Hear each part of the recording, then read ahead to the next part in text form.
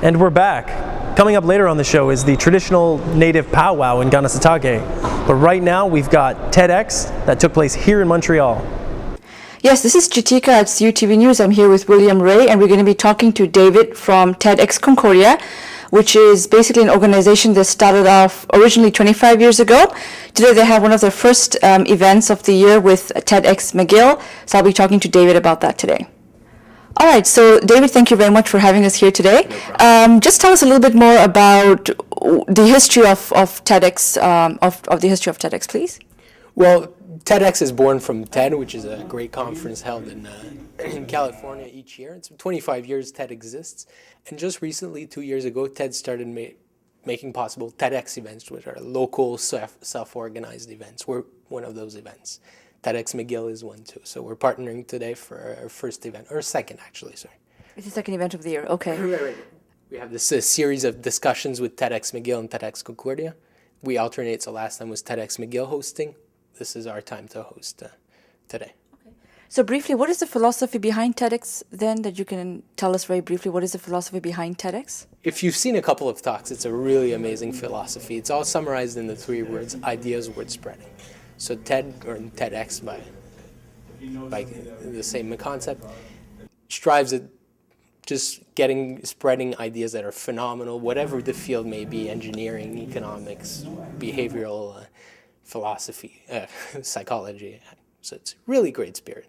It's quite fascinating. Fantastic. So who do you have today? Which screenings are you going to have today for TEDx then? So today we're doing this event on the theme of education. So our first talk is going to be Sir Ken Robinson's second talk, which is Bring On the Learning Revolution. I don't know if you've seen it, but it's a phenomenal talk. It's one of the most seen talks. And then we have a surprise second talk that's also on education. So it's a surprise. I won't be able to hear about it? Okay. Exactly. And what happens after the screenings then, exactly? Well, we have this discussion, this sort of informal pitching of ideas and sort of debate on the talks we've heard. And sometimes the discussions go on wild tangents, and it's really interesting to see. It's quite an experience. My understanding is that each talk should be about 18 minutes long or so. Is that true? Well, it's not about 18 minutes. It's a flush 18 minutes. Oh, so at 18 minutes, Chris Anderson kicks you out of the stage. So that's the whole spirit of TED. It has to be brief, poignant, really inspiring talks. Right? Wow, fantastic. All right. So I think you have a website. You and McGill both have websites where future audience members can actually check out the screenings that's coming up, right? Exactly right. TEDxMcGill.com and TEDxConcordia.com. We're still in the process of finishing up our site, but it should be ready in 2 weeks or so. We're also both on Twitter, which is the de facto place to find that news. And now we go to a Pakistan flood relief dinner, raising funds for those affected by the devastation.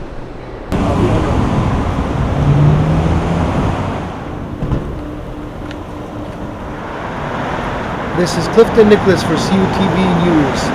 We're here tonight to cover an event that has been organized by the Pakistani Students Association of Concordia, the Muslim Students Association of Concordia, and the Concordia Student Union. It's a benefit dinner that is part of the Ramadan celebrations to help raise funds for Pakistani flood relief.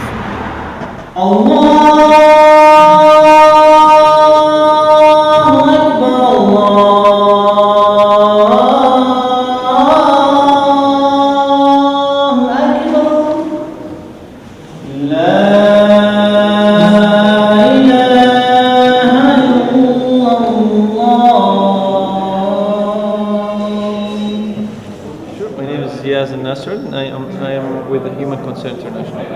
What is Human Concern International? Well, basically we are a charitable association, a non-profit association dedicated to world poverty, to remove world poverty by providing dignity to the poor and needy. We have 5 international offices in the world. We've been working since 1980, and we have also 3 offices in Canada. So tonight, what are we doing exactly tonight? Tonight we are helping the victims of the floods in Pakistan. We're having an iftar fundraising. Iftar is breaking the fast ceremony, which is in the holy month of Ramadan, which is the month of fasting for Muslims. Of course, everybody's invited, Muslims, non-Muslims. The tragedy is big, and we need all the help, all the support we can get from all the communities.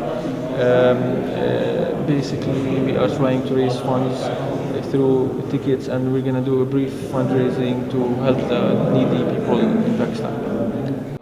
Would you explain to me what your role is and which group you're with? Well, I'm with the MSA, the Muslim Student Association, and what happened is that the PSA, Pakistan Student Association, came to me and they approached us about having a fundraiser for the people in Pakistan. As you know, there is a natural disaster over there that touched more than 20 million people. So we thought it was an amazing idea, and we wanted to help them achieve their goal. So what we suggested is that we have them do an iftar, since it's around the month of Ramadan, to have a fundraiser dinner here at this place. So what we're doing is that we're charging every person who's coming to this dinner of $10 charge, which is very minimal. And at the end of the day, we're going to get all this money and give it to Pakistan. Students after this event help out for the Pakistani flood relief. Well, there's a lot of ways. The most important thing is that people know what's happening there, so that they can help out. For Haiti, a lot of people knew what's happening there. Pakistan, not so much. People know less about it because maybe it's less of a disaster than what happened in Haiti. So maybe just talking to people about it and trying to do different activities where you can raise funds for it will be an amazing idea. You know, students usually are very creative, so they can come up with lots of ways to help out those people in Pakistan, those people in need. Thank you very much. Thank you for your time. Could you explain to me the situation currently in Pakistan? Currently, the situation in Pakistan with regards to the floods is, as you say, adding insult to injury is because Pakistan being the first line state against the terrorism, being the state in war against terrorism, it was bearing the brunt for the whole of the world. And this thing, the floods and the heavy rains that have added to that in the sense that they were unprecedented floods, heavy rains, and they were of the magnitude more than many times than that seen in Haiti and the tsunami. Currently the situation is that almost all of the country is affected. Major part is affected by the heavy rains and the floods, and the areas which are not affected by the floods and the rains are also inundated with the internally displaced persons. So there is a heavy burden on those areas or the cities which were not affected, but they are having the internally displaced persons who are, we have to provide food, shelter, medicines immediately on immediate basis. And I would see this taking measures against the flood situation in three steps. One would be the immediate measures which would require immediate supply of food and medicines to those affected, and evacuation of the people who are stranded in the floods, and providing them the shelter.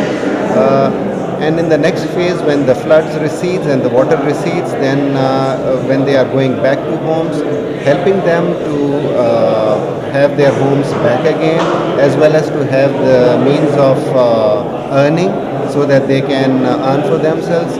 And in the third phase would be the development of the infrastructure and things like dams and all, so that such situation would be averted in future.